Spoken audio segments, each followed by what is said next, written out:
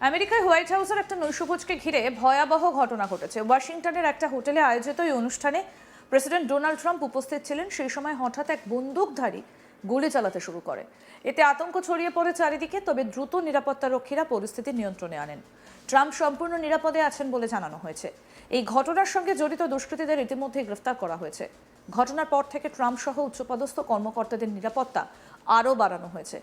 তবে এই ঘটনায় যে মূল অভিযুক্ত, যাকে গ্রেফতার করা হয়েছে, তার বিষয়ে আলোচনা ঠিক কি উঠে আসছে, কি তার পরিচয়, কেনই বা ট্রাম্পের নৈশভোজে হামলা চালালো, সেই বিষয়ে আসুন আপনাদেরকে জানাই।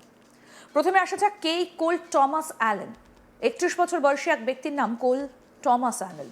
তিনি ক্যালিফোর্নিয়ার টরেন্স শহরের বাসিন্দা। অভিযোগ অনুযায়ী ওয়াশিংটনের হিলটন হোটেলে নিরাপত্তা ভাঙার চেষ্টা করার সময় তিনি গুলি চালান। ঘটনাটা ঘটে সেই সময় যখন American president Donald Trump, first lady Melania Trump, vice president JD Vance এবং সরকারের শীর্ষ কর্মকর্তারা অনুষ্ঠানে উপস্থিত ছিলেন। এই ঘটনার পর পুরো এলাকায় ব্যাপক নিরাপত্তা ব্যবস্থা জোরদার করা হয়।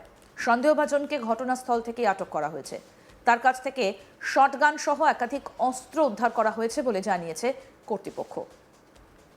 পরে আরও তথ্য যাচাই করে জানা যায় তার কাছে হ্যান্ডগান এবং একাধিক ছুরিও ছিল।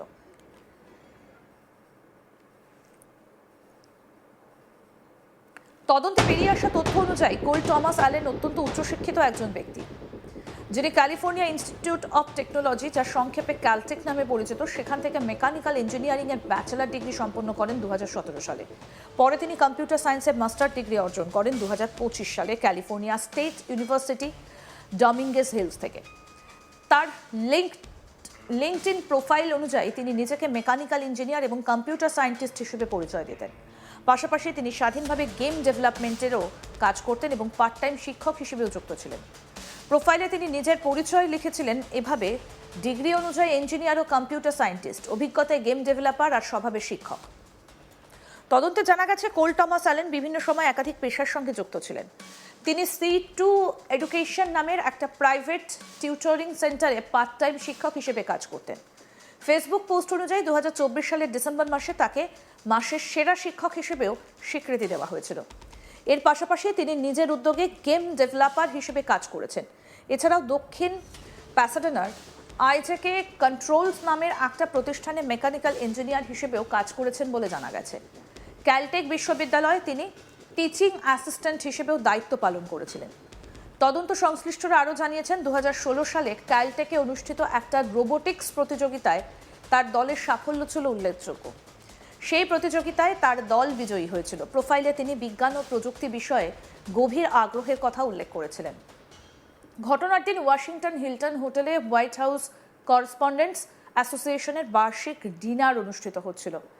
সেখানে আমেরিকার রাজনৈতিক, প্রশাসনিক এবং মিডিয়া জগতের শীর্ষ ব্যক্তিরা উপস্থিত ছিলেন। কর্তৃপক্ষ জানায়, সন্দেহভাজন ব্যক্তি হোটেলের নিরাপত্তা ভাঙার চেষ্টা করেন এবং তারপর তিনি সিক্রেট সার্ভিসের এক এজেন্টের দিকে গুলি চালান। এরপরে পরিস্থিতি দ্রুত নিয়ন্ত্রণে আনা হয় এবং তাকে আটক করা হয়। ডিস্ট্রিক্ট অফ কলম্বিয়ার পুলিশ প্রধান জানান, ধারণা করা হচ্ছে অ্যালেন ওই হোটেলে অতিথি হিসেবে অবস্থান করছিলেন। তবে তিনি কিভাবে এবং কেন এমন হামলা চালালেন সেটা এখনো পরিষ্কার নয়। আইন শৃঙ্খলা বাহিনী জানিয়েছে তারা এখনো পর্যন্ত কোনো সংগঠিত ষড়যন্ত্রের প্রমাণ পায়নি, বরং প্রাথমিক তদন্তে ধারণা করা হচ্ছে এটা একজন একক হামলাকারীর কাজ।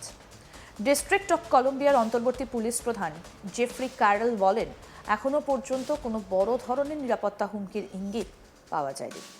আমেরিকান প্রেসিডেন্ট ডোনাল্ড ট্রাম্পও ঘটনাটিকে একজন লোন উলফ বা একক হামলাকারীর কাজ বলে উল্লেখ করেছেন। আমেরিকার অ্যাটর্নি জিনিন পিরো জানিয়েছেন, সন্দেহভাজনের বিরুদ্ধে প্রাথমিকভাবে আগ্নেয়াস্ত্র ব্যবহার এবং ফেডারেল কর্মকর্তাদের ওপর হামলার অভিযোগ আনা হয়েছে।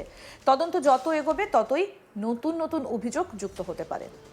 তিনি আরও জানান, কোল টমাস অ্যালেনকে শীঘ্রই ফেডারেল আদালতে হাজির করা হবে। সেখানে তার বিরুদ্ধে আনুষ্ঠানিক অভিযোগ গঠন করা হবে এবং ঘটনার বিস্তারিত ব্যাখ্যা দেওয়া হবে। এই ঘটনাকে ঘিরে আমেরিকার রাজনৈতিক অঙ্গনে নতুন করে উত্তেজনা সৃষ্টি হয়েছে। বিশেষ করে রিপাবলিকান এবং ডেমোক্র্যাট সমর্থকদের মধ্যে বিতর্ক শুরু হয়েছে। ডানপন্থী অ্যাক্টিভিস্ট লরা লুমার সোশ্যাল মিডিয়ায় দাবি করেছেন, অ্যালেন 2024 সালের নির্বাচনী প্রচারণায় ডেমোক্র্যাট প্রার্থী কমলা হ্যারিসকে অনুদান দিয়েছিলেন। তিনি আরও দাবি করেন হামলাকারী একজন শিক্ষক এবং তিনি ক্যালিফোর্নিয়ার বাসিন্দা।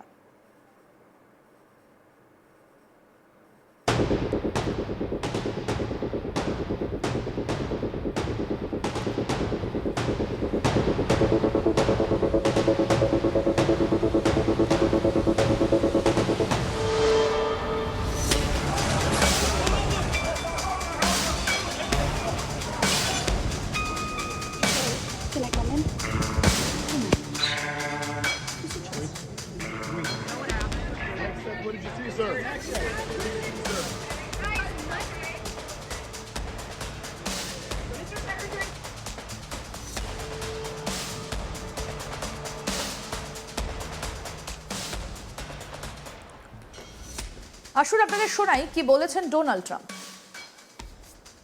This was an event dedicated to freedom of speech that was supposed to bring together members of both parties with members of the press. And in a certain way it did, because the fact that they just unified, I saw a room that was just totally unified. It was in one way a very beautiful thing to see. A man charged a security checkpoint armed with multiple weapons, and he was taken down by some very brave members of Secret Service, and they acted very quickly and have just released, for purposes of transparency, clarity, I've ordered it to be put out. You probably have it by now, put out on Truth and put out on many other platforms. A tape showing the violence of this thug that attacked our Constitution, and also showing how quickly Secret Service and law enforcement acted on our country's behalf. Really did a great job. One officer was shot, but saved by the fact that he was wearing obviously a very good bulletproof vest. He was shot from very close distance with a very powerful gun, and the vest did the job. I just spoke to the officer, and he's doing great. He's in great shape. He has very high spirits. Butler, your team for a while rethought outdoor events. Yeah. Do you think that you now need to rethink No. indoor Well, events? but then you just don't do events. No, I can't do that. I have to. It is what it is. We have to do it. The room was very, very secure. You know, he charged from 50 yards away, so he was very far away from the room. And what did you think when you saw the video of how fast he was running? He was moving. He was really moving, and the reaction time was great. Boy, those guys, they had their guns drawn. Literally, by the time he was there, they were shooting. That's right.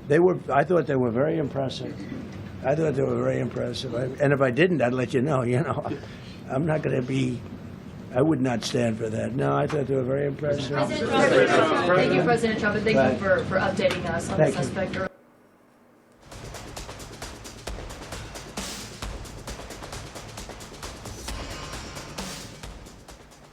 আরও update পেতে দেখতে থাকুন আজ তাক Bangla. Subscribe করুন, notification পেতে bell button option press করুন।